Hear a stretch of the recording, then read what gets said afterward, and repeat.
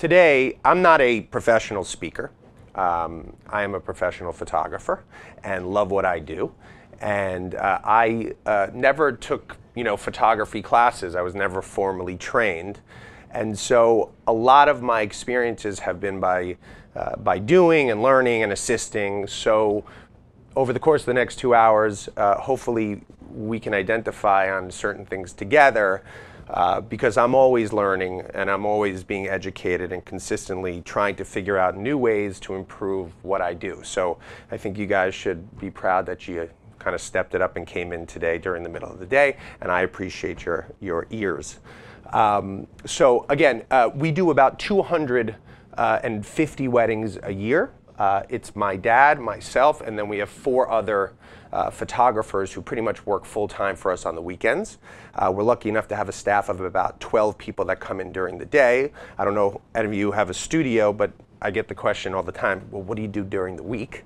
And we definitely run a successful business that sort of incorporates not only shooting constantly throughout the week, whether it be families, portraits, corporate events, and weddings, but we do a tremendous amount of production as well. So album design and retouching and printing, and when you have 70 years of clients, you can imagine sort of all the different inquiries that come in. And so really lucky that obviously I was, I thank my dad for being born into this business, but I've sort of taken it by the reins and kind of evolved it into the next generation. And that's where the Lowell GL-1 sort of came from, was trying to innovate to a point where I could take my work to that next place, and hopefully you guys will see that today.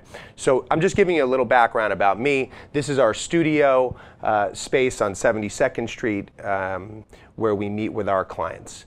So what is a hot light? This is a basic definition of one. It's a slang term for studio lights that uses a tungsten-based constant light source that is continuously on rather than triggered like a flash. And we had been talking earlier with some of the people who came in early, how does that benefit you? And hopefully today I'm here to answer any questions that you have about it. But what we're finding is by the new technology that is out now in the market, the new cameras, the fact that you can now shoot at ISOs at a very high number, the ability to use different tools for lighting comes into play. And we'll get to that. So what are the characteristics of a hot light? Why do I care? Why do I even want to use one? So, my job for my clientele, if you're going to charge a certain dollar amount, or everybody's kind of, everybody always comes to us and say, well, what do you charge? How do you charge? How do you make money? How do you get these clients? The first thing is you got to deliver a really high quality product, right? So the imagery has to be a step above what other people are doing. So, the majority of photographers who, who sort of like to stay basic and just to make it easy for themselves, I guess they pop a flash on a camera and they shoot as many pictures as they can in a certain amount of time, and they spend a week editing it and deliver it to the client, and that's the end of it. They give them a disc and see it. What we do is really try to refine what we do by using different tools to produce the highest quality pictures. So I can charge a little bit more than the person that works, at a studio maybe 6 blocks south of me, or whatever it may be. There's a reason why we can charge a little bit more. I think we put a lot more work into getting those pictures properly, getting them right. So the characteristics of a hot light: you get dramatic contrast, sharp shadows, and sultry mood. So like, anybody can put a flash on a camera and sort of pop, pop, pop, pop, pop, and you guys know what that looks like. I mean, the exposure, whether or not you bounce it or use a spot-on flash, the exposures are pretty generic. It's all balanced out, and this does not replace a flash, but right now when you work at these venues, there's so many cool ways to light a subject to produce beautiful pictures that by flashing it in, you're sort of taking the easy road. So I think you'll see over the course of the next 2 hours a bunch of images that hopefully you guys, and you're more than welcome to record them mentally. If you want to take a few shots with your phone, that's fine as well. So we wanted to bring back, and when I say we, I have a partner who helped innovate and design and develop the light. One of the inventors of the light is John Solano, who's a West Coast photographer. So we sort of had this West Coast mentality and East Coast combined to make this thing. And we wanted to bring back sort of that old school Hollywood, that hot light, beautiful, sexy, sultry, imagery to wedding photography. And what we used to do, I don't know if you guys, how many of you guys shoot weddings?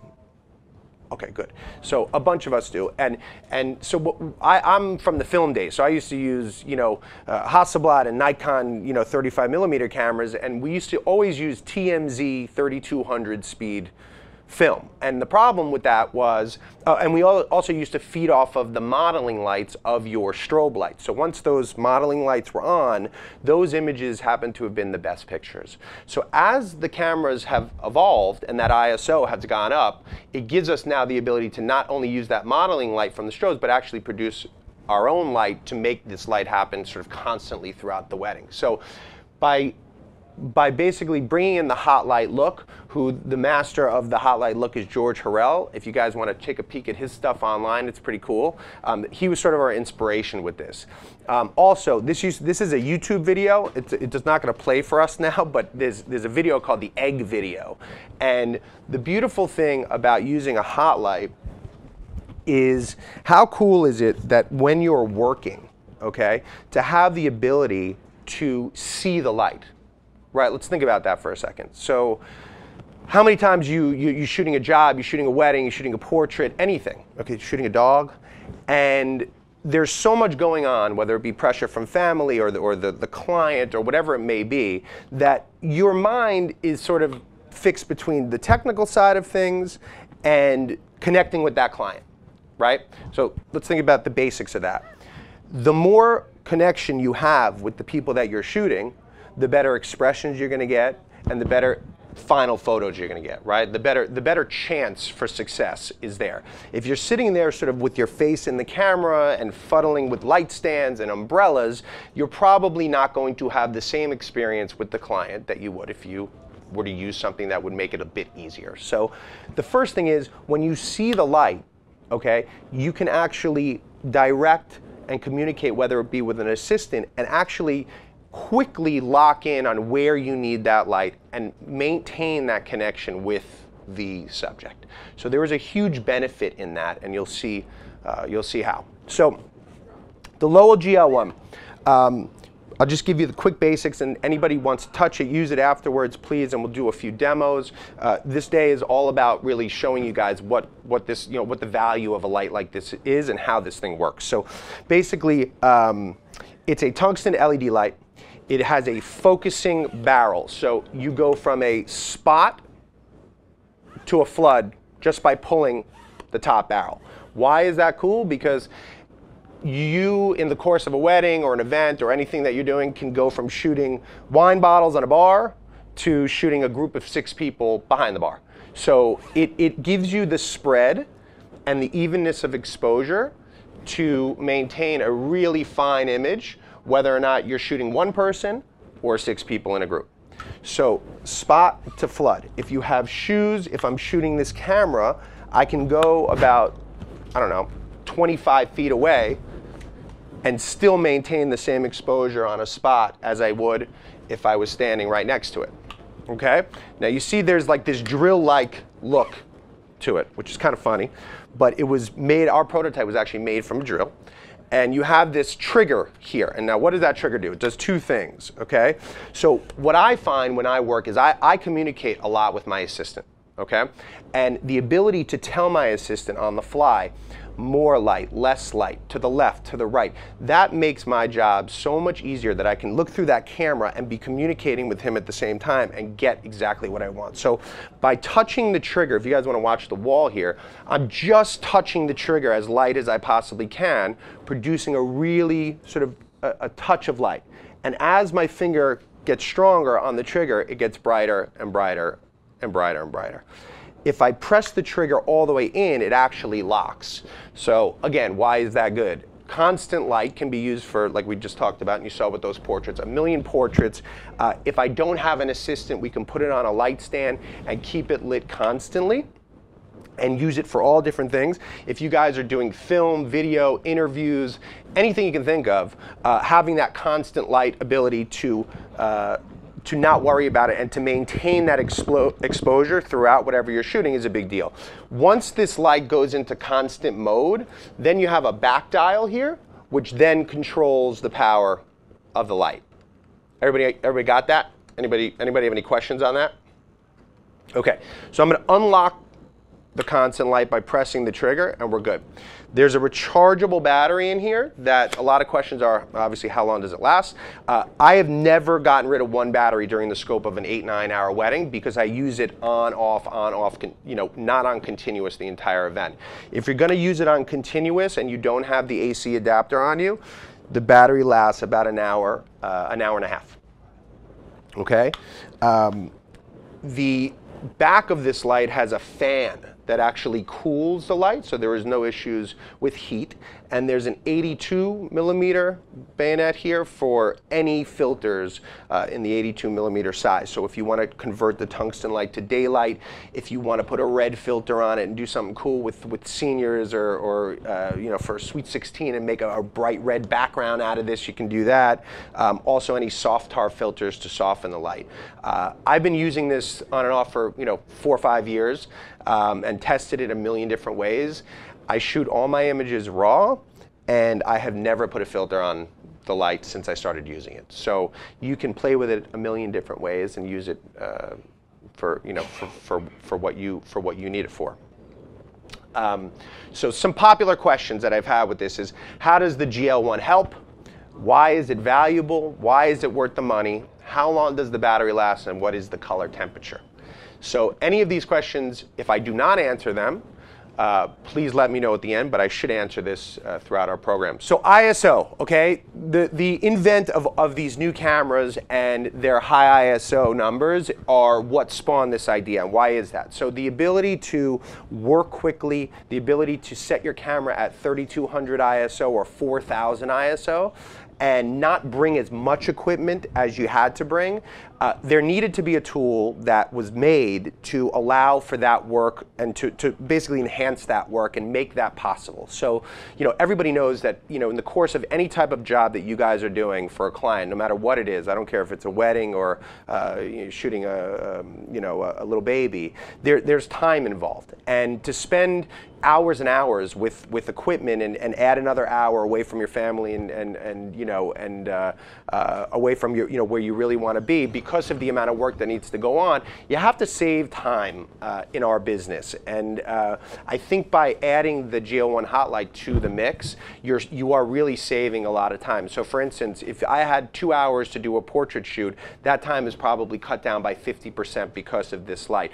Only because my mobility is there and it's so portable that I can walk around a hotel, and what used to take 2 hours to go to, let's say there's like 8 different locations. There's the staircase and the entrance and the ballroom, whatever it may be.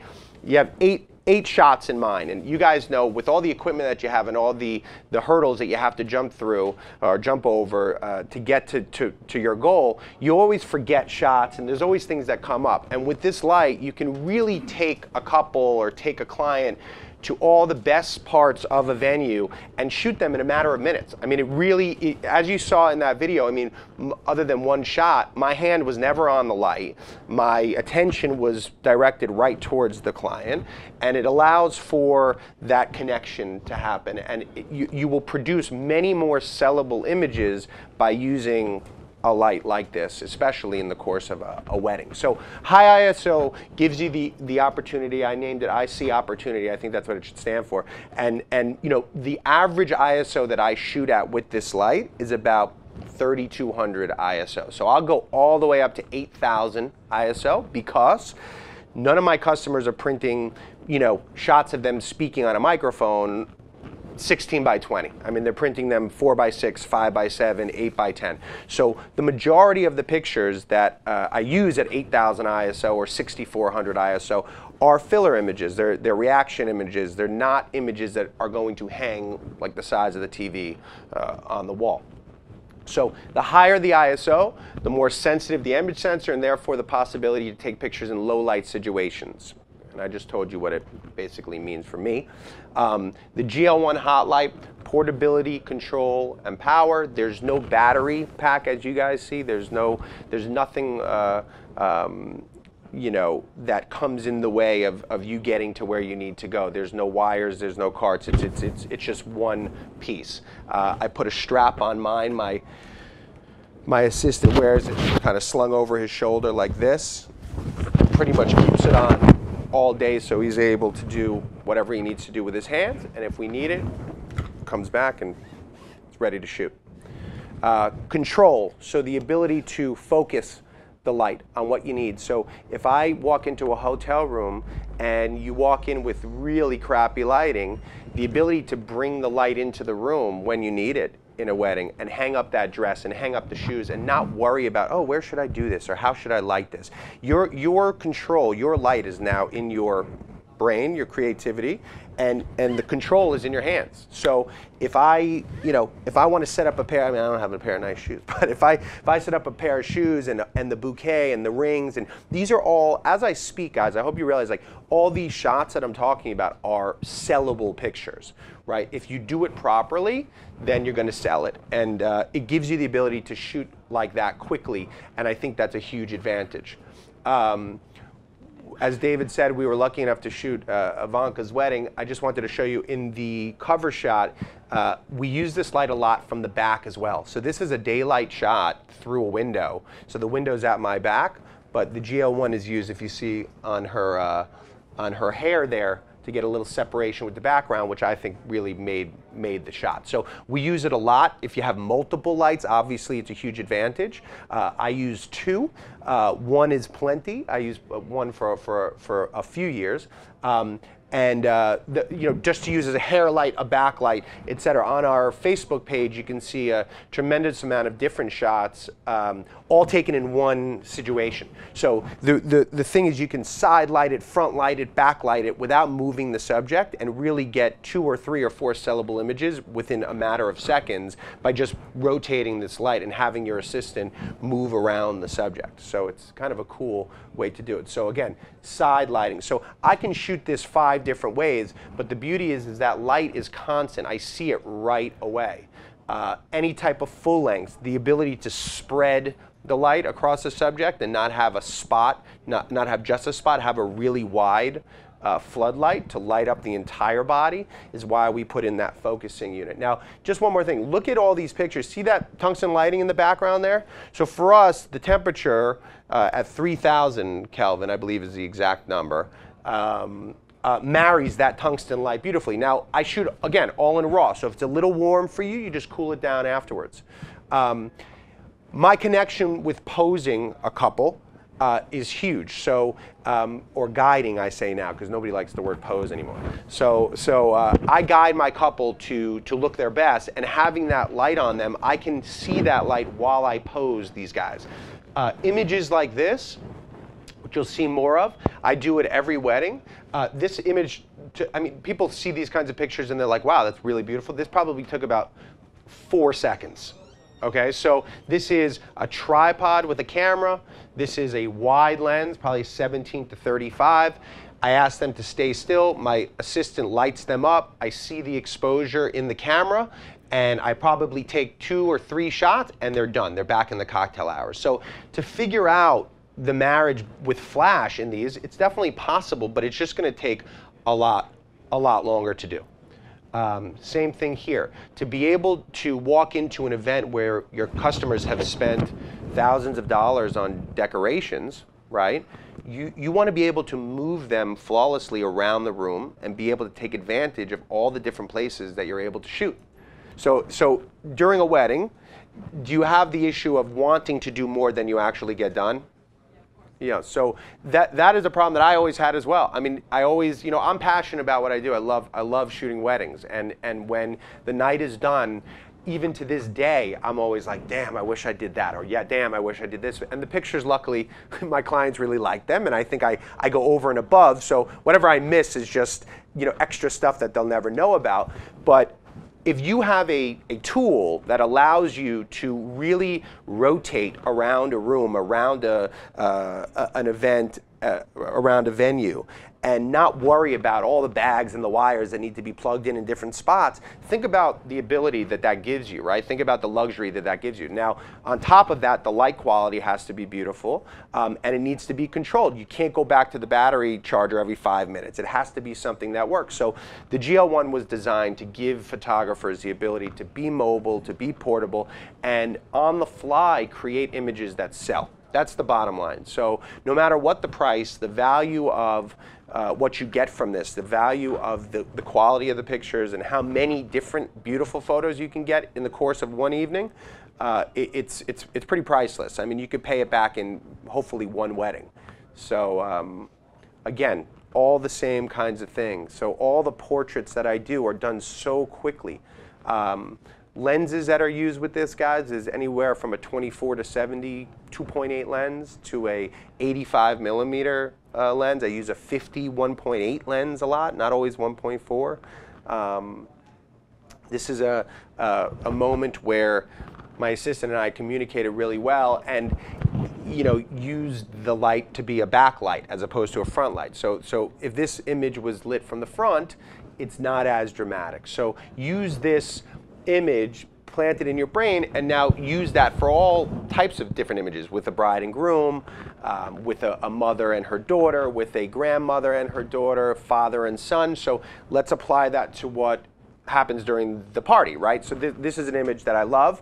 Now I use this for the first dance. I use it for the mother-daughter dance, I'm sorry, the mother-son dance, the father-daughter dances, all that stuff. I not only light it from the front, but I also light it from the back, which I typically like even more.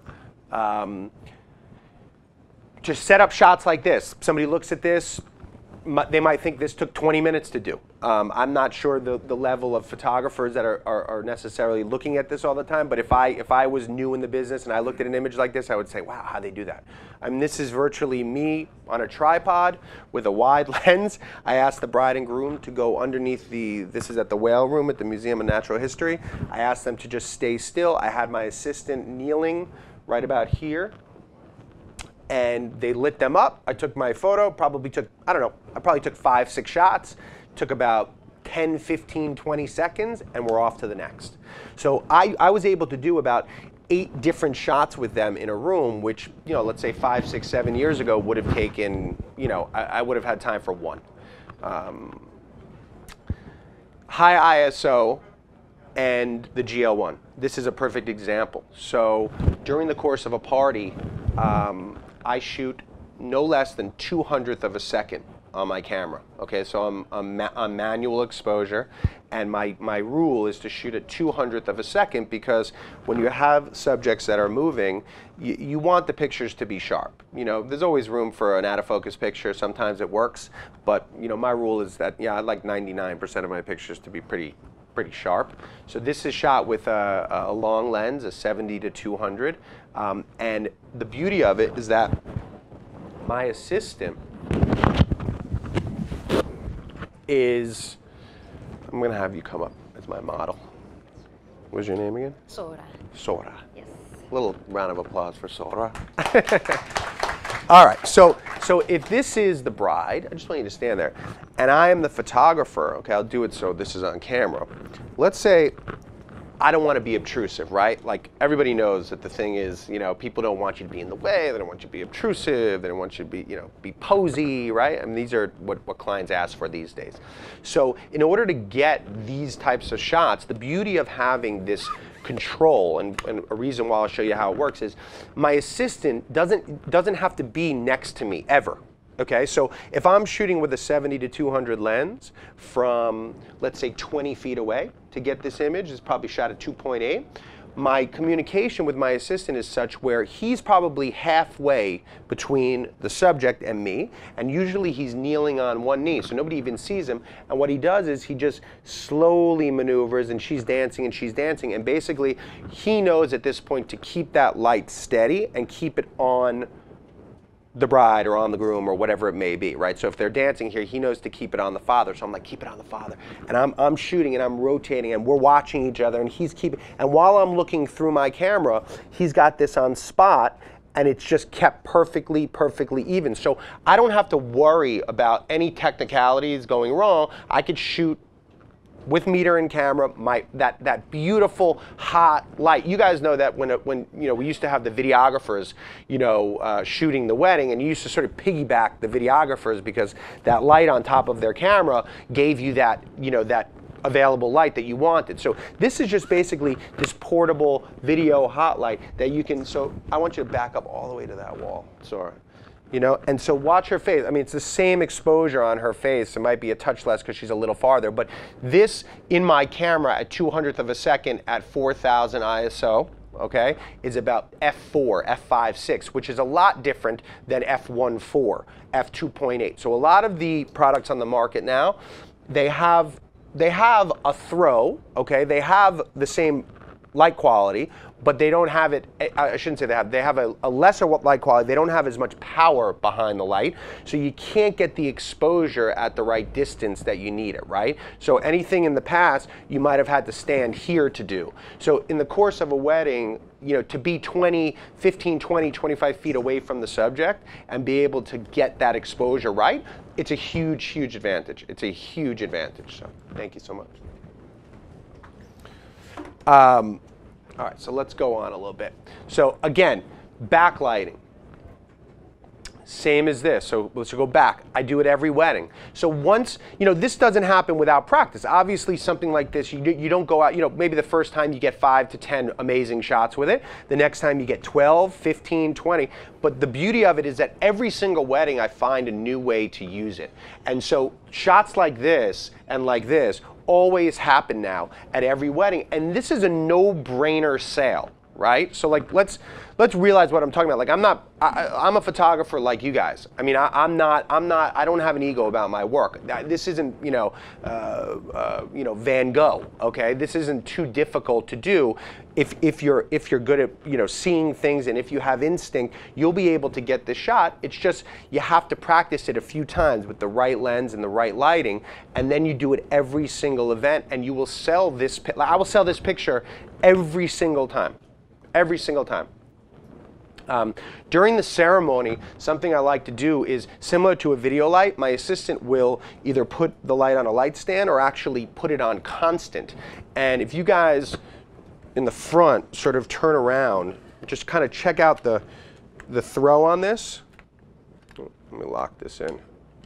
Okay, so even this amount of light, okay, like how many times have you been in a ceremony where you're like, oh man, I wish there was more light here. They don't want me to flash in the picture, right? So all you got to do is set this thing up in the corner of the chuppah or of the church, and just this amount, and this is on the lowest setting, okay? I could bump this up as high as I want, but just this amount of kick changes the way that the image looks. It gives you that ability to reach a 1.4, reach a 1.8, 2.8 exposure without having to reach for a flash, and you maintain that ambiance that's in whatever room that you're shooting in. So think about that for video as well. You know, my videographers during the course of a wedding will use this and will raise this as high as it can go. This isn't working, but it will go into the corner of the room. Okay, and we'll just turn this on, and the difference, I implore you to this, if you shoot video, just the difference in the quality of the look of the actual, let's just call it the party portion of the wedding, just by giving it just a little kick of light like that, there is such a difference in the quality in the final product that it's just worth it. I mean, it's worth every penny. There's going to be a distinct difference between the quality of your videos compared to people that aren't using it. So there's so many different ways that it could benefit the images that you take. The ability to create on the fly. So this was a wedding at the Waldorf. I remember we didn't have much time to do this stuff, and she's got this amazing dress, and I'm like, lay down. She's like, what do you mean lay down? I'm like, lay down? So lays down. I mean, this is in seconds, right? 10 seconds. I fluff out the dress. I got up on a chair. I go, give me some light.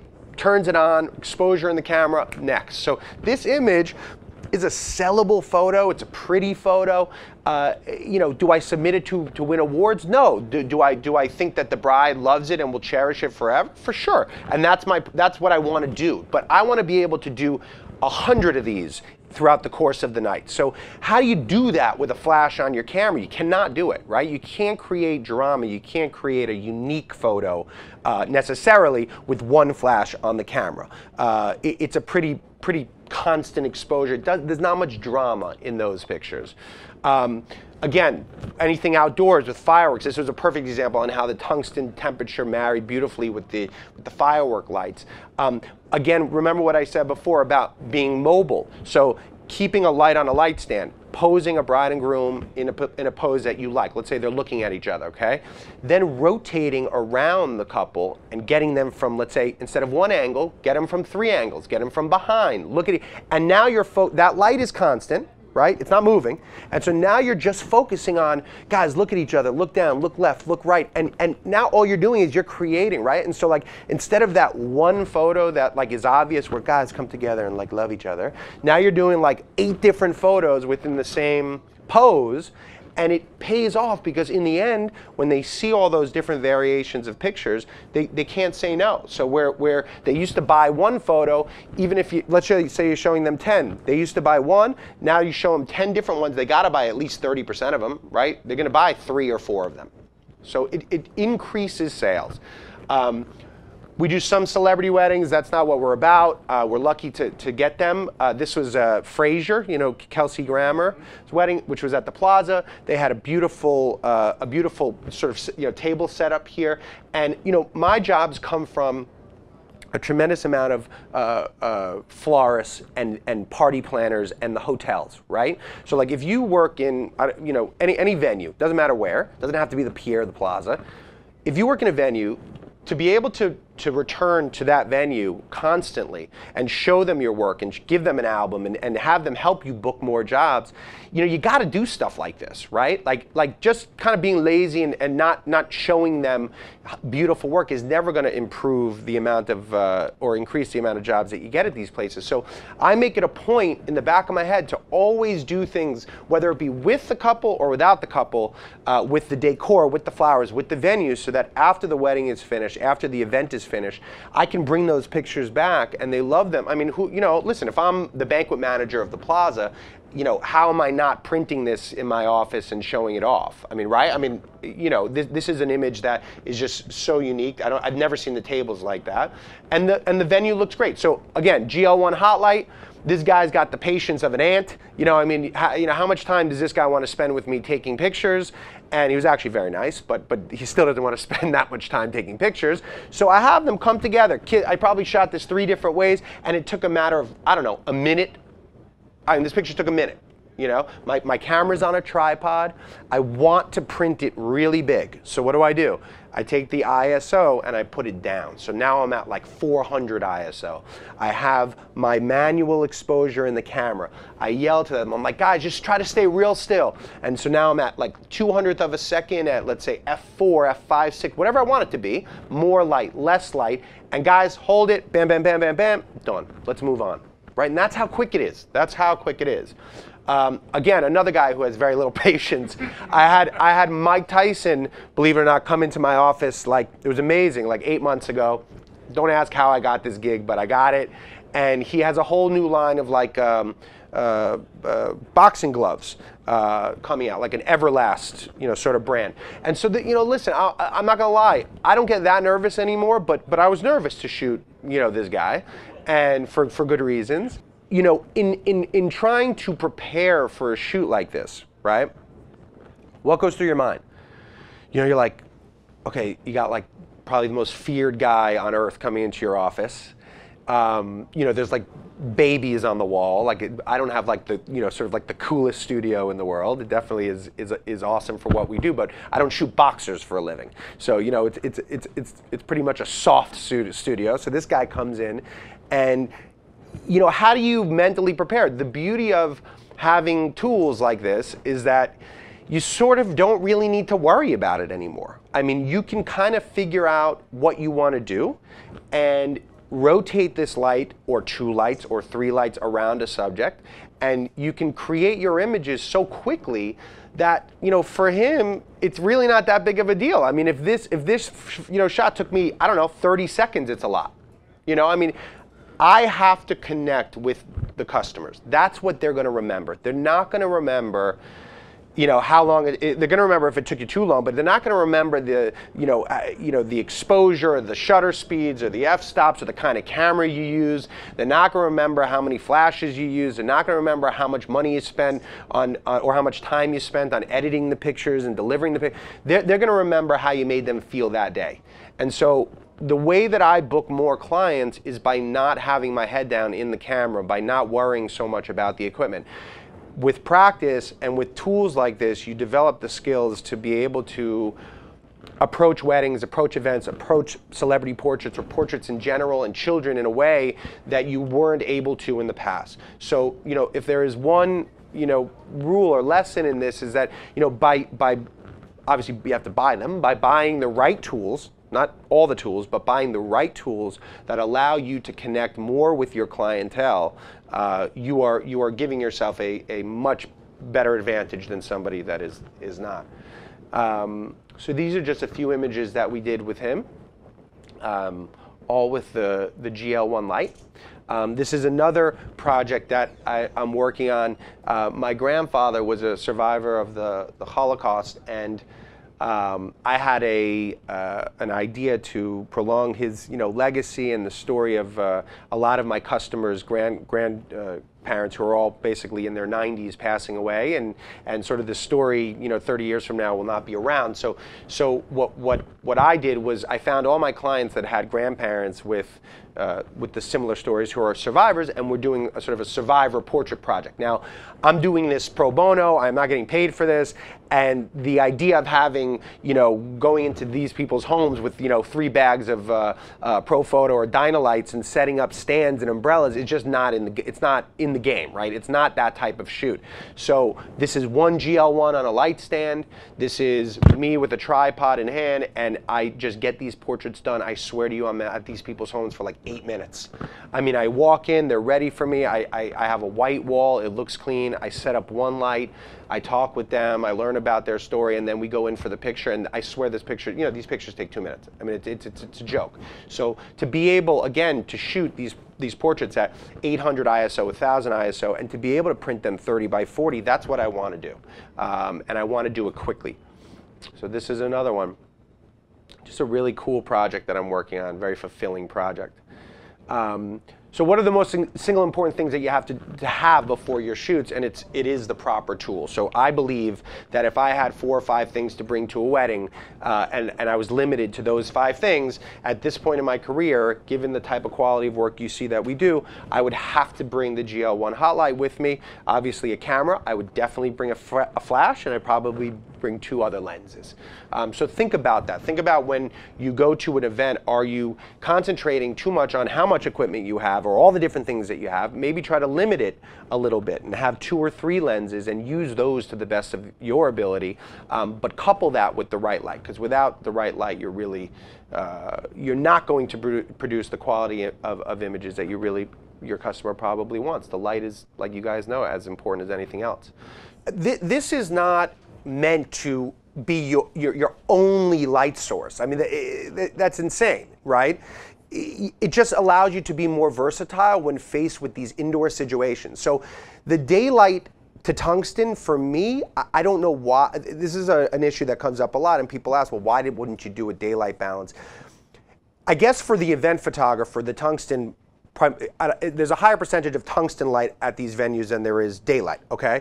However, everything is shot in RAW format for me, and I don't really have that much of a problem in post playing with the temperature of my exposure. You might see it if you use this light outdoors, right? You might see something, in daylight that you might, the color will be a little tricky, but I don't have that problem. I mean, if I want to cool it down a little bit afterwards, I cool that down.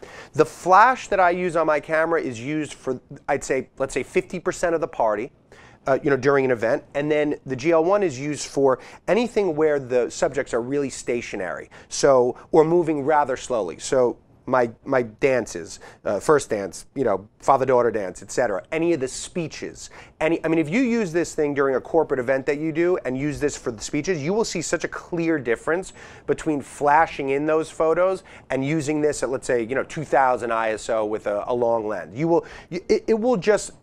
It marries the room. I mean, it makes it feel as if you're really there. And the quality, there's just a little bit of a difference between flashing it in and everything just being exposed, you know, evenly, and something a bit more dramatic for certain situations. So if I'm in a room like this, guys, and I'm the speaker, okay, and you're my assistant, let me have you use it. So you guys, have you ever used it before? All right, so you're just going to take the trigger and press it gently. You're not going to tap it. You're just going to gently push it in, okay?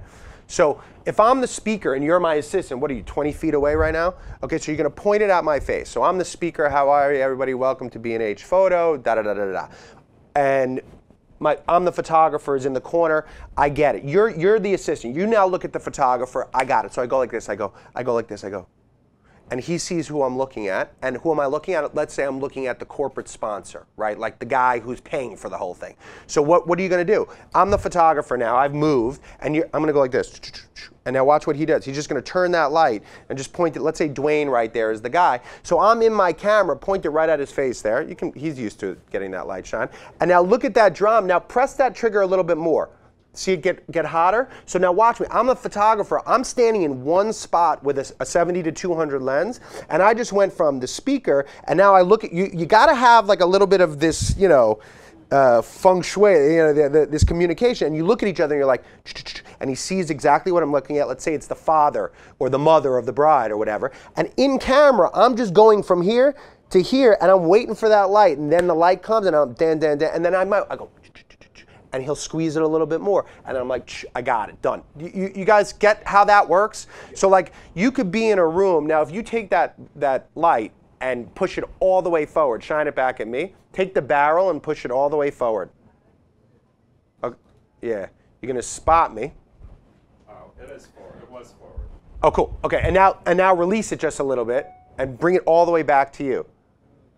Okay, so the exposure will die down as well. So if you're on constant, just by actually focusing the light, you can change the exposure as well. But now I'm gonna give me a spotlight on the bride, bam. That's what I do. You know, give me a spot, a little less, a little less, a little less. And then his finger comes off of it and it's a little less. So it's that type of communicate, a little bit more, a little less, a little bit more, a little less, spot, flood, spot, flood. I'm gonna show you different stages of a wedding, right? So like, what I sell to my clients, how we go about shooting the getting ready portion of the actual wedding, the portraits of the wedding, the ceremony, and the party. Okay, so what do you do when you show up at a bride's room? You know, like for me, that's like the critical point to where like they either love you or are annoyed by you for the rest of the evening. Okay, and so what I do is I kind of show up without a camera in my hand. I know that's a little strange, a little unorthodox, but I want to go in there. I probably met them at this point, and we're a little bit friendly, but I want to go in and shake everybody's hands. I want to meet everybody. I want to introduce everybody. I want everybody to feel comfortable right away. And then we get to work. And the key with this GL-1 is that what it allows you to do is sort of maintain a structure on how you go about shooting. So, okay, what lenses am I using, okay? So I've done, I don't know, let's say I've done 800 to 1,000 weddings in my career at this point. So every time I go to a wedding, I know, you know, I'll play around a little and get, you know, a little bit creative, you know, or more creative, a little bit unique every time and try to do different things. But I know what works, right? You know what works. You know what your client likes and you know what they want. So the key is that the light and your lenses and your camera all work as sort of one package, as one kit. So right away, my assistant knows to get my 50mm lens out, my 24 to 70 lens, and my 85mm, right? So those are out on the table. And I have two cameras, one with each of those lenses, and we just work. And he knows again, wear your shoes, wear your dress, wear the rings. Now, you could shoot one of those, or you could shoot all of them and sell it like a page in an album, like I did here. I mean, this is literally a page from a book that was taken out. And instead of selling 3 photos, if you see it together, maybe your client will buy 9 photos. The idea, though, is that these images are taken, this story, this little getting ready piece right here, is all done with the light. It's all done within a matter of seconds. So if I have my camera here and I walk into a room, okay, I'll have Dwayne, why don't you be my assistant for a second? All right, so check this out. So I walk into a room, hey everybody, how are you? Yeah, here's the groom shoes, right? So I'll bring it over to the best place possible. Let's say this table is what I've chosen as the best place possible.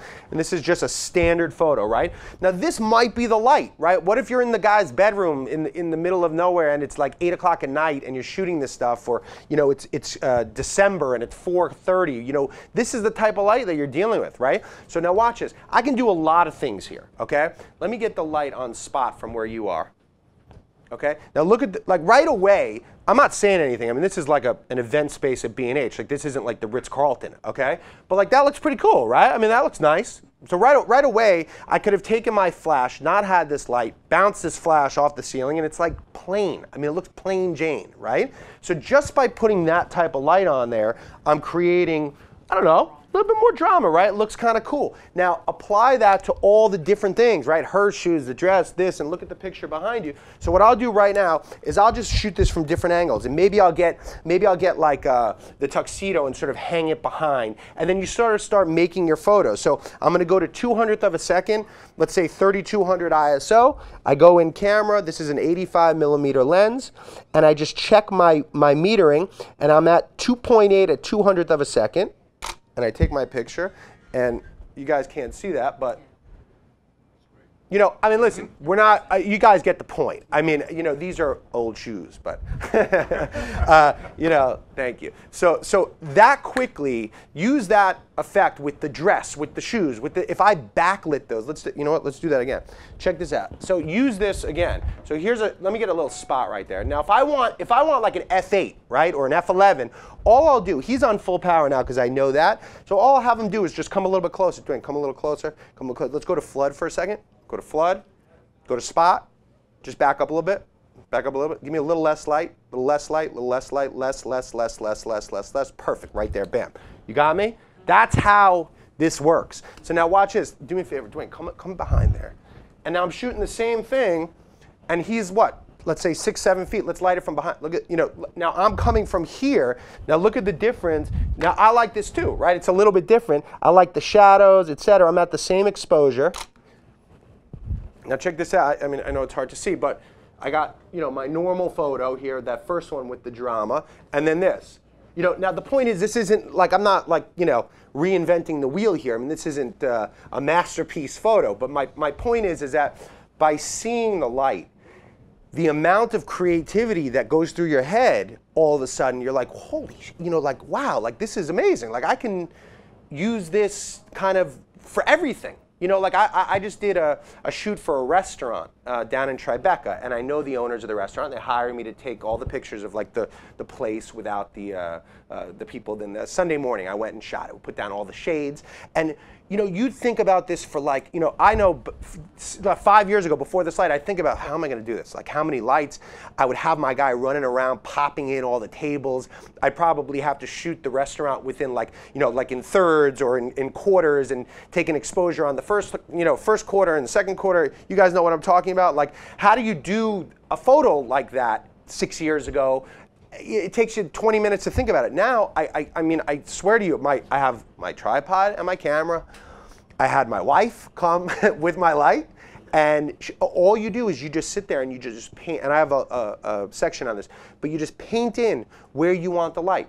You might want 2 or 3 exposures and then HDR it, but literally you're just painting in all the shadows of the light, and you got to see the difference between what you had and what you have. It's really, really cool. So that's good for now. Dwayne, thank you so much. You're hired. All right, so let's go through some of the getting ready stuff, just so you got more of an idea on how this works. So again, how many different ways can you shoot this stuff? We come up with almost every way. But here you see a typical hotel room, okay, right here on the right. This is one of John's photos from the Beverly Hills Hotel.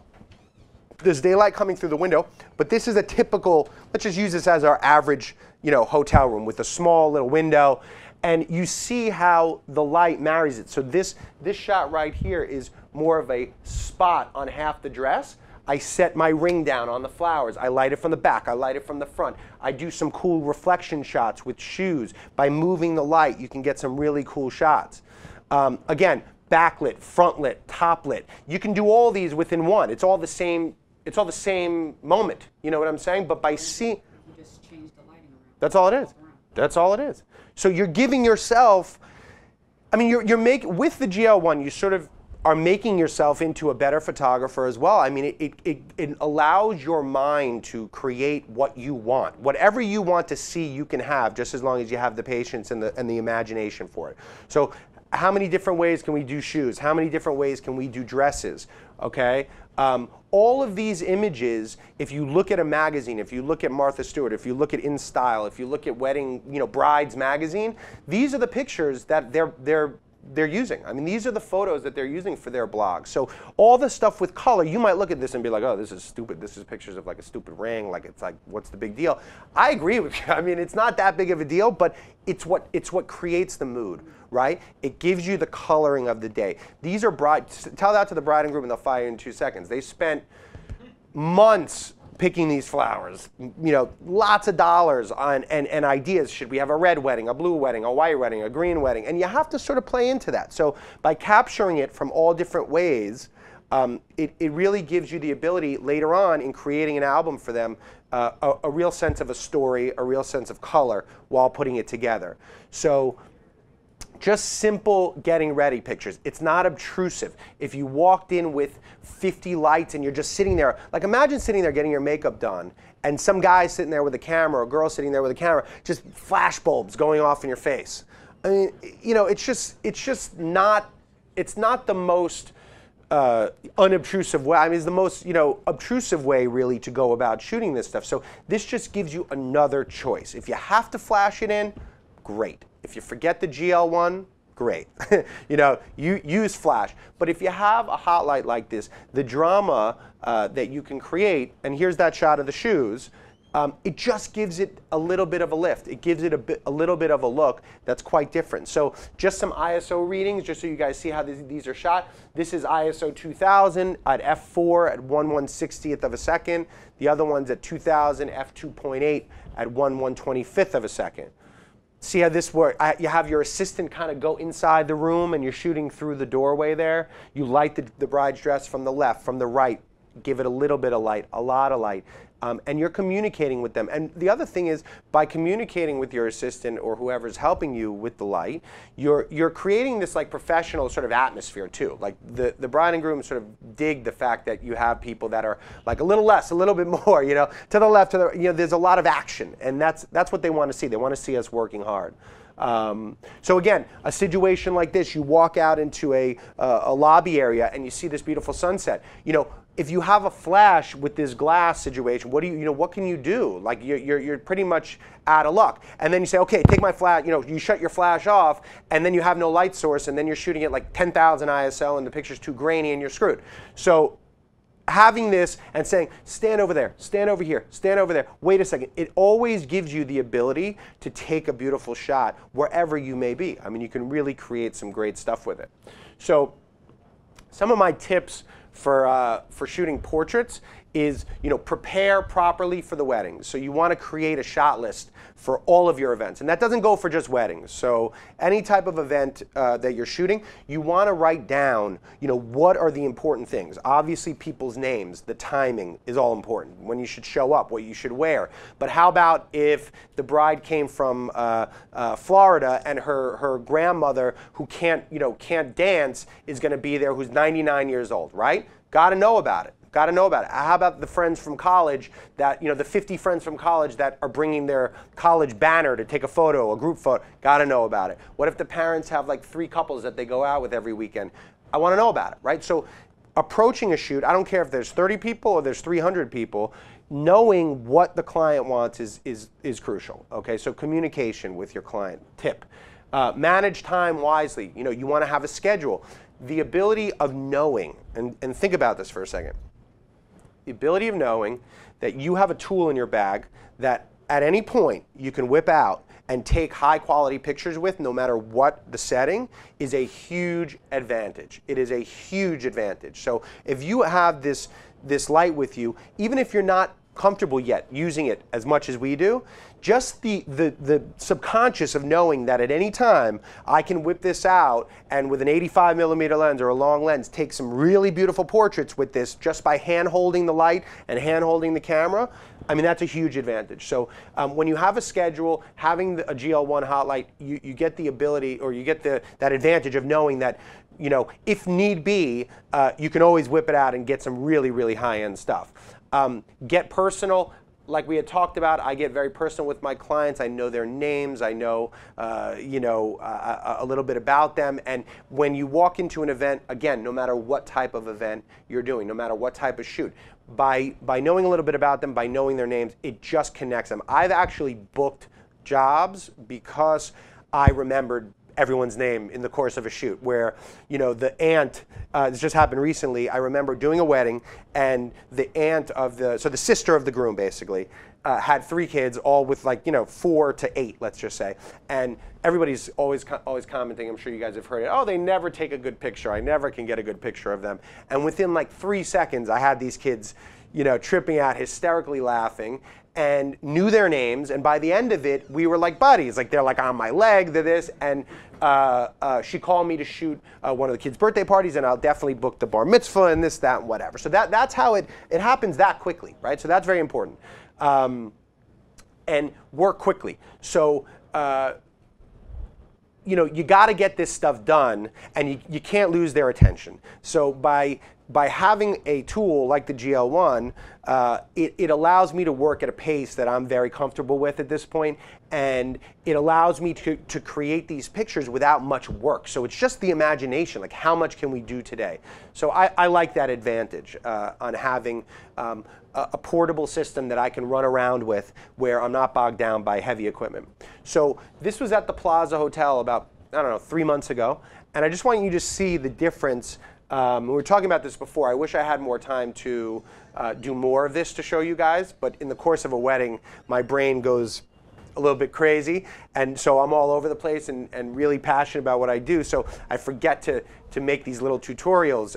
But this is a really great example, guys, on the difference between Flash and the GL-1.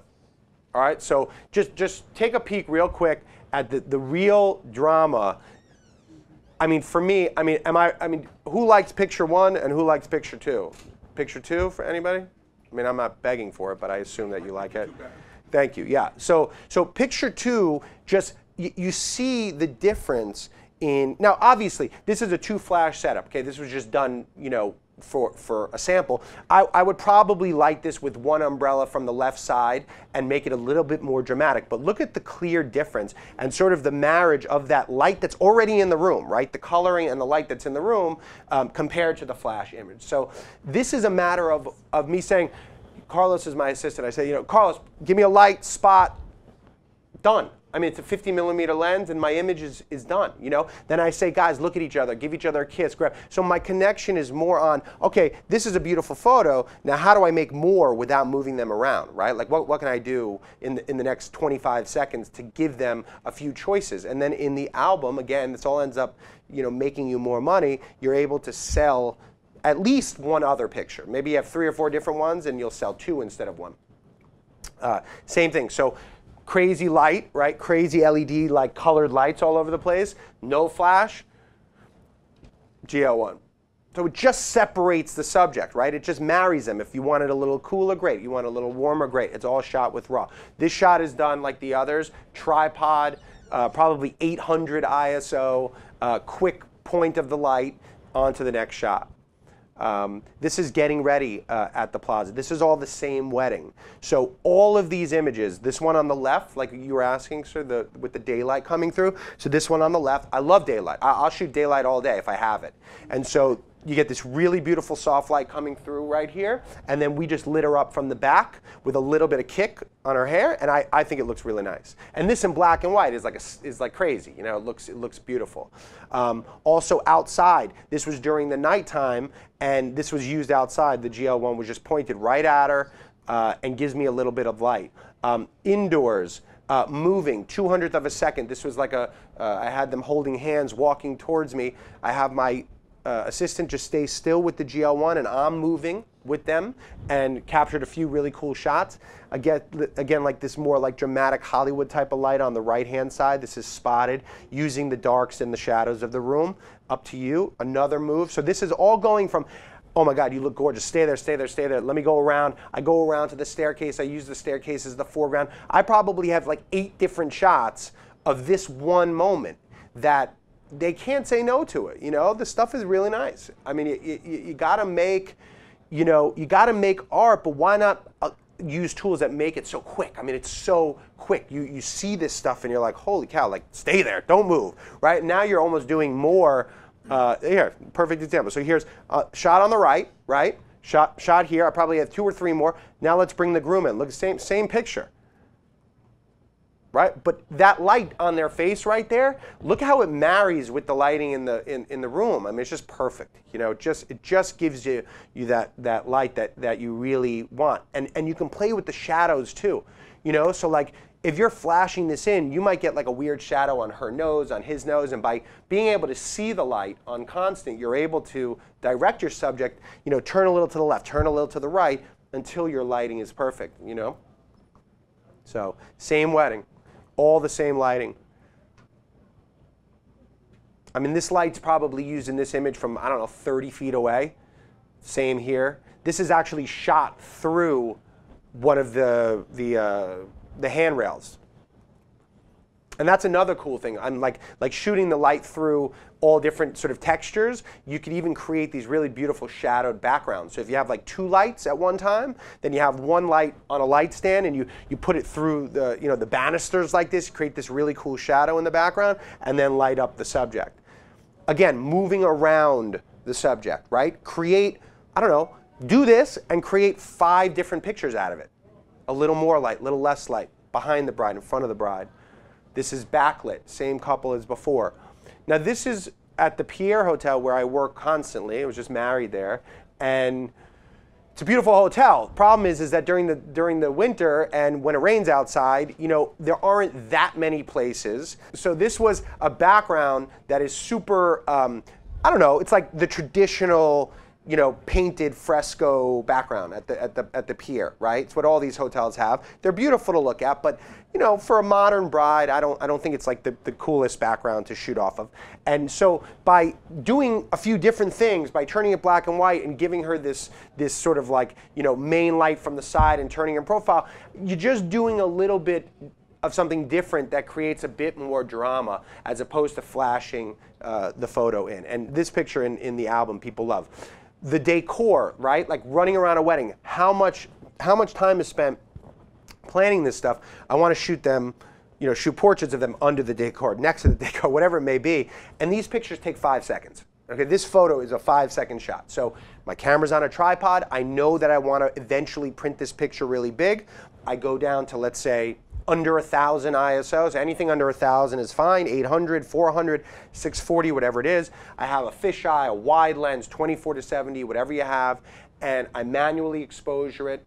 I go a little over, a little under, 2 or 3 shots, matter of 5-10 seconds, and I'm off to the next one. Then in this same situation, because that light is so pretty with this light, I'll keep the bride there, I'll keep the groom there, I'll change my lens, I'll bring a chair in there, I'll bring whoever is there. And so you're sort of just creating these shots on the fly because that light is so constant, and it just looks so good, you know, it really does. No matter how still of a hand you think you have, it is not still. Okay, so you will see a clear difference in your photos if you can use a tripod. Now, I don't use them. I don't use a tripod all the time, but if I can use it, I use it. Okay, so always use a tripod for a portrait where you're not, you know, in a time crunch and you're doing a real posed portrait. Always use a tripod. The second thing is that if you're going to use this photo for print or for any type of album or a poster or brochure or whatever, and you know it's going to be printed, always use an ISO of, now believe it or not, you could pretty much go like 1600 or 2000 or less, but let's be safe, let's say 1000 or 1600 or less, and you can blow that photo really to whatever size you want, maintaining the quality, right?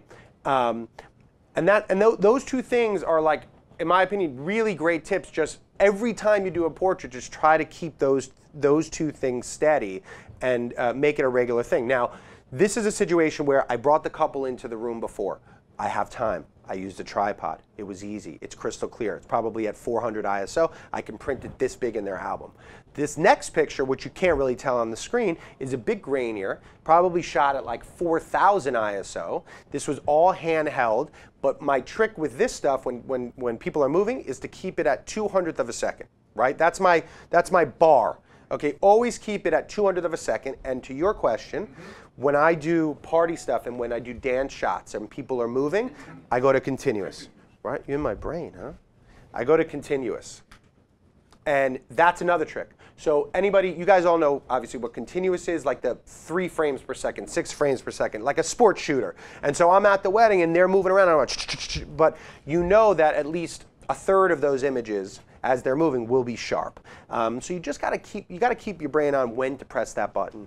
To your question, sir, before, what those dots were, so this was the wedding that you're talking about. I don't know, you could see some of the grid-like lighting on there. So through those flowers, that was what the spots were. So, you know, lighting like this, I mean, these images take a matter of seconds. My image on the right, I had 2 GL-1s. You see one going from the hair light there and one on the front. This was some of John's pictures that I love from a bar mitzvah that he did in California. And he always talks about how, like, these people have, like, you know, 6 minutes to do these pictures. And they have this magnificent house and they're running late with makeup, and you know how this works.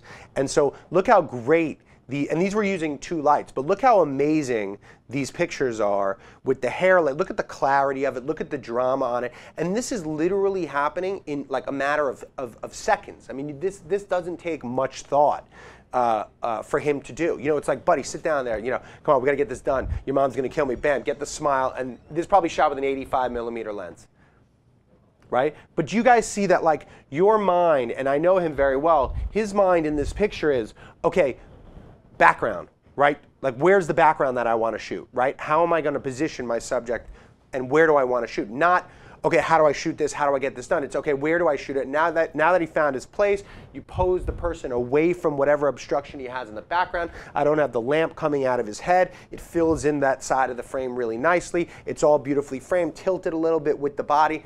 Turn on the light, give me a spot in camera, 200th of a second at whatever ISO, doesn't matter, 3200 or less, let's say. And that's the type of image that you get right now. But you see how great this set of pictures is for having done it in a matter of 5-10 minutes. I mean, you know, think about that for your shoots moving forward. You know, I promise you, I'm not sharing my time to just, you know, sell some lights. I honestly believe that having this as part of your bag gives you this ability to do whatever you want when you have to do it. I mean, it allows you to create stuff like this in a matter of minutes, and I don't know how that's, you know, sort of something that we as you know, artists or photographers, or let's just call businessmen and women as well, can sort of not pay attention to, right? It's like everybody's trying to figure out a way to do things quicker, but to also maintain the same level of quality as you want them to do, and also give your clients something a little different, a little bit more dramatic, a little bit cooler, let's say, right? And so that's what this does, you know, and in a very easy way. So all these images, this is an outdoor image, so you see that the daylight went a little blue, but I still like the marriage here as well. I mean, these people just, you know, they spend so much money on flowers, and you want them to really, you know, you want to be able to use this stuff and incorporate it into the actual album. And the quality of these pictures, that tungsten-based light with that tungsten lighting, you know, I don't know another light that can produce that high of a quality light from that distance also, right? There are lights on the market, I won't say which ones they are, but, you know, you got to stand, you know, 4 inches away from the subject to light. I mean, my brides don't want my, you know, me or my assistants that close to them. Same thing. Same thing. And do you see how, like, in all of these shots, although they're different wettings, you see how there's like sort of a consistency to what I'm doing? And that's the key. You know, people come in, they don't want like you to reinvent the wheel. They just want to know what they're going to get, and they want to be really proud of it. You know, they want to say, wow, you know, if I can write you a check and I know that the pictures are going to look like this, you know, no problem. Here's the check. And so keeping your books and your albums and your presentations, obviously they should always be a little bit creatively different, but keeping the quality consistent and showing people how consistent you actually do each event, it really is an amazing thing, the reaction you get from clients. This again is we retouched out the assistant who was on his knee. You know, he pointed the light, giving me a little bump of light on the couple, and tripod was used. I did a little tilt shift filter in Photoshop, and done. This is my assistant behind the couple on a knee. You know, using the house, using the lighting, seeing the shot before I asked them to. I didn't like ask them to come over and interrupt their party before I knew it would be a great shot, right? So my tripod's set up.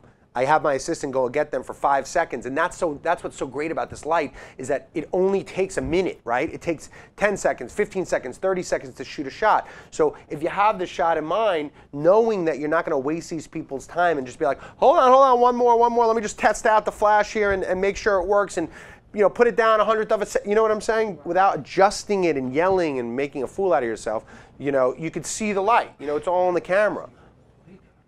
This is Ohika Castle.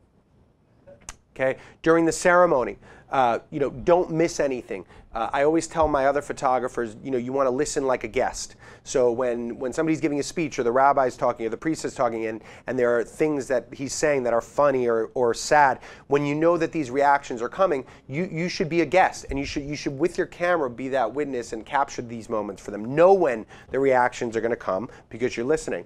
Obviously, test your equipment. This is all, you know, obvious stuff, and have a backup, you know, equipment standing by.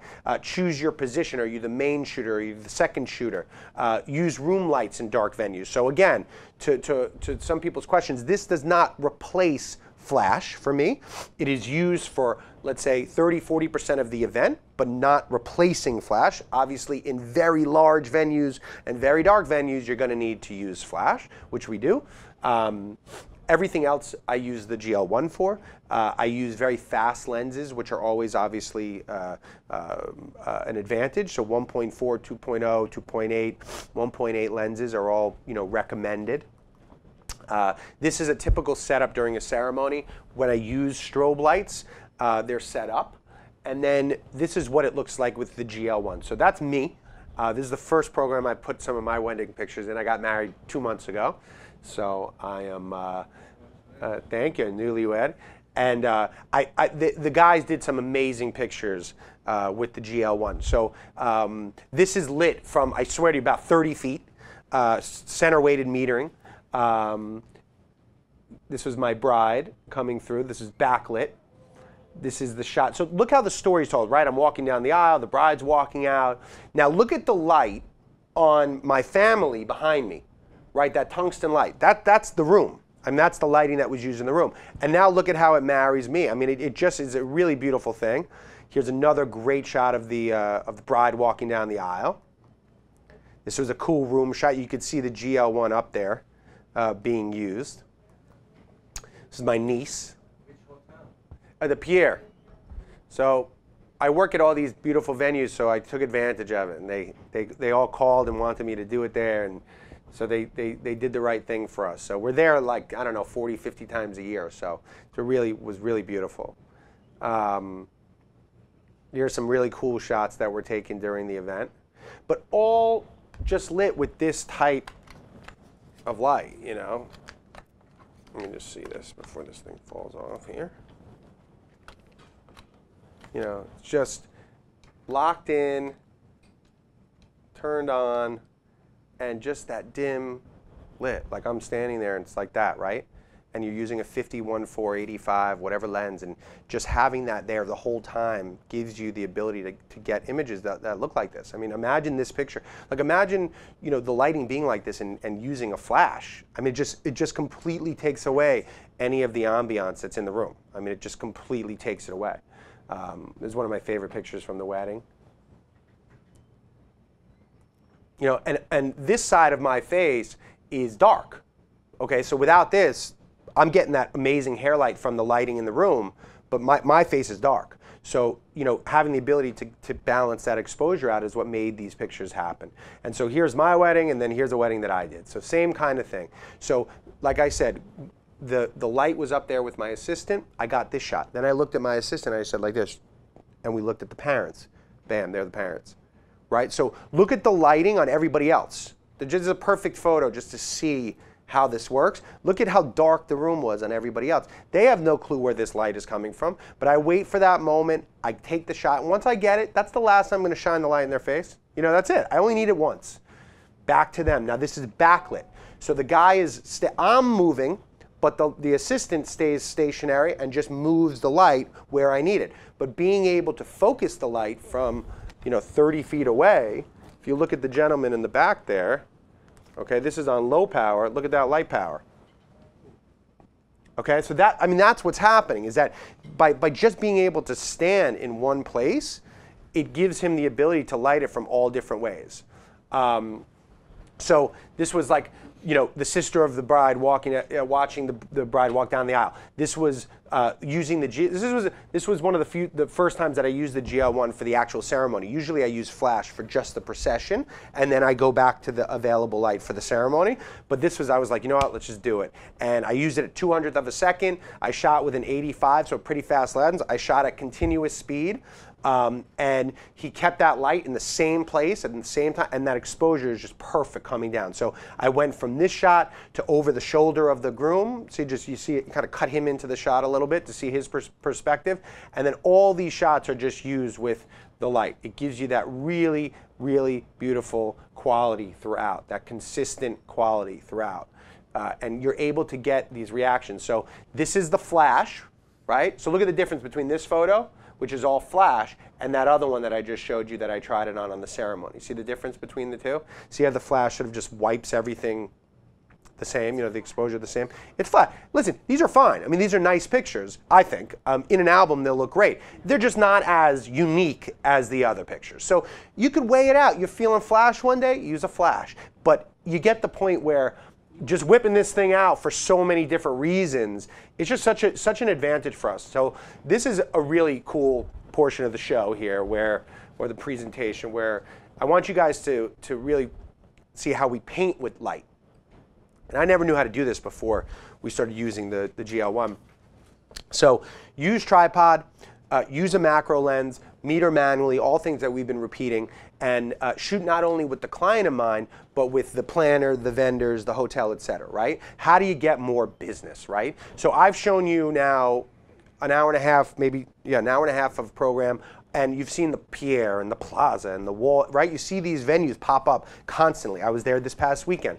And the reason is because I make it a point to make sure that the florist, the dressmaker, and the venue have amazing photos, right? Amazing pictures. Because if you deliver this stuff to your florist, they will love you so much, because they hire people to come in, and you see these guys walk in and like shoot with you, and I'm like, what are these guys doing? You know, I don't know why they're hiring somebody when they know that we're here. And I pride myself on this stuff, right? It was the same way that I shot the restaurant the other day is the same way I shoot this. So let me explain how this is done, and it's super simple, okay? Set your camera on a tripod. Use whatever lens is appropriate, okay? It does not matter. Set your camera to aperture priority or manual, either way.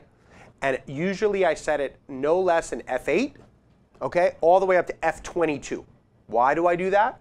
Because I want the entire room to be sharp. Right? I want it to be crystal clear. I want somebody that, if necessary, if the Plaza Hotel wants to put this in their magazine, or they want to print an image the size of this screen in their banquet office, if you shoot at 1600 with a flash, that is not happening. It's not happening. 3200, not happening. If you shoot it handheld, it is not happening. Okay? It is not going to look good. And trust me, 95% of the photographers that I would say are my competitors and that work in this business do it the other way. Okay, they do it handheld. They do it at high ISOs. And I walk into these places and see sample albums and see things on the walls that I'm blown away by. I mean, I don't understand how, you know, a venue sort of, you know, shows a photograph of their space that isn't in focus. Okay, I just don't get it. So I pride myself on my detail shots and the decor. So again, tripod, low ISO, so anywhere from 100 ISO or 50 ISO all the way up, I'd say, to 800 should be fine. I always keep it from 400 to lower. So you guys realize what happens. So like if I only have 5 minutes, I don't go to 50 ISO because I know my shutter is going to last another 15 seconds or 20 seconds. So I don't have that much time. So I go, you know, when you know your cameras so well, you're like, okay, how much time do I have? 5 minutes. So I'm going to shoot this at 400. 400 though these days is like 100, so it's fine. So 400, let's say f16, f11, wide lens. I shoot on manual and I'll look in the camera to the meter. I'll overexpose it just a touch. I'll underexpose it just a touch. Take 2 or 3 pictures at every set. Okay, so here's 1, here's 2. Okay, just get a little bit of a different angle, show the different types of tables. Here's 3, going the opposite way towards the stage. Now, the one thing that I waited to show you with all of these is, you see this shadow coming through the chairs here? So that just proves that I'm lighting this myself, okay? And there is beauty, don't get me wrong, in these rooms there are gorgeous lighting, right? They've paid for this lighting. But what we're doing is everything I just told you, and what my assistant does is he just puts the GL-1 on high power on a spot mode, and all he's doing in, let's say, a 15-second exposure or 20-second exposure is sitting there and going, table 1, table 2, table 3, table 4, table 5, table 6, table 7. I'm going to light the ceiling, etc. And all you're doing is just painting in the shadows and grabbing a little detail on the tables and giving it a little spark.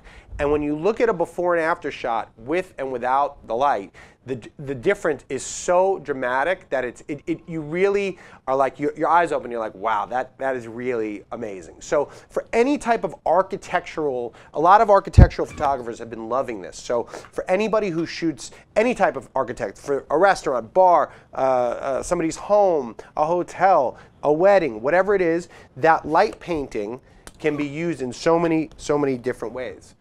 So I'm going to show you a few images at just why I like my room shots and my details. See that light on the glasses and on the plates? I mean, that was all in shadow. You know, it just makes them pop just a bit more. You see the backs of the chairs here? See that shadow coming through? So that's just me going with my assistant and painting along the side. But he's doing it without moving, right? So back in the day, I used to have my assistant, and I used to be an assistant running around like a lunatic with a Lumidyne on 50 watts, popping in each individual table at a 40-second exposure with a Hasselblad, with my dad moving his arm on the lens saying, go, go, go. You guys remember that stuff? So, it's replaced that, which is great. This is a great tool.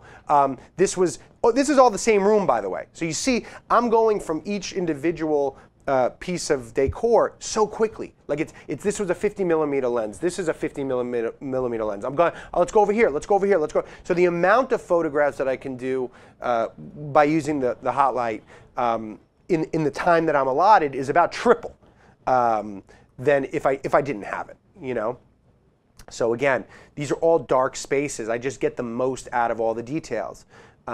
This is my assistant just standing over the menu, and you say a little bit more, a little bit less, a little bit more, and you just move around the table. What can I shoot? How many different shots can I sell to my clients?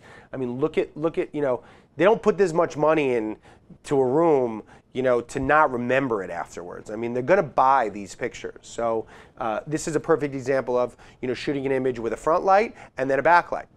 Just had my assistant go around the back with the GL-1, turn it on, tripod, shoot it. So tips for the party, 200th of a second, keep reinforcing that. Center weighted metering is a really cool tip for using the GL-1 hot light. Use fast lenses, keep light steady to achieve the proper exposure, right? And communicate through hand gestures with your assistant. So that's the fun part. If you have somebody that you like to work with and you're doing events, the hand gesturing and the communication gets pretty cool. It's you know, it brings you definitely closer. So what I was talking about before about lighting that gentleman in the back from this far away, these are all images of speeches and reactions with my assistant about 30 feet away. So like, look at this shot where I'm like on my knee shooting through, you know, people sitting at a table, right? So there's like somebody like right next to me. And I have my assistant without blocking anybody from literally like 20 feet away. And I look at him and I'm like, and he turns on the light gently, and all of a sudden this light just appears, you know, like in your camera.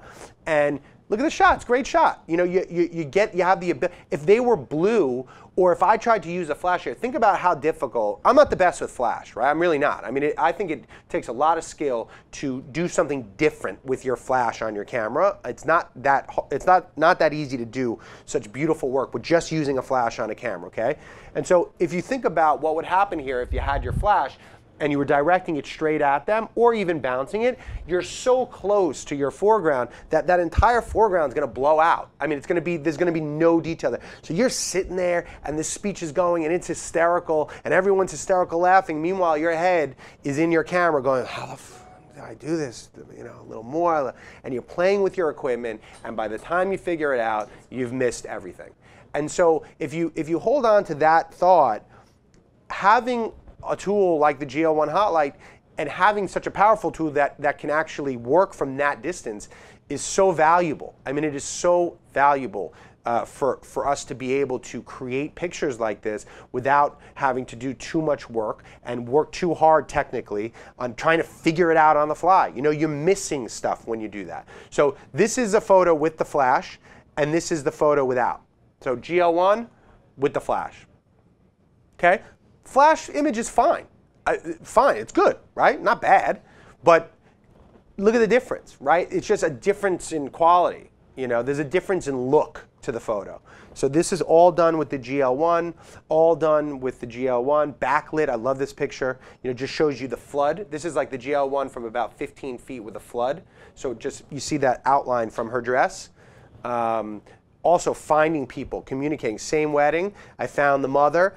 You know, you could see where the light's coming from. I mean, I'm about 15 feet, 20 feet away with a long lens, and I'm like I'm like a stealth paparazzi, you know, like they have no idea where I'm at, and it's just my communication with my assistant. Same thing here, same thing here, same thing here, same thing here, same thing here. So, like, I know this isn't, like I said, I'm not a professional speaker. You guys see how much, you know, work I do, you know, it's part of my life is this, and I'll talk until you guys are deaf, you know, from hearing the same things because it works. And so by looking at these pictures, I know that at every wedding, this happens every single weekend, right? Like every time you do an event, it happens. No matter what you do, every time you shoot an animal, usually, depending on the animal, but usually it's the same experience, just with, you know, a different day. You know, everybody's got a little different thing. But knowing to look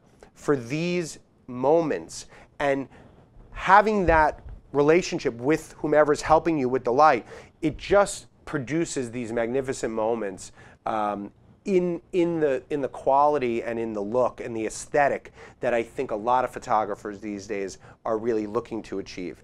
And for not that much money, to be able to approach a wedding or approach an event or a project completely differently, and to, you know, go in there with your light stand or your assistant and feel as if you have sort of a portable studio now, where no matter what and where you go or what you do, you have this light with you at all times, if and when it's needed.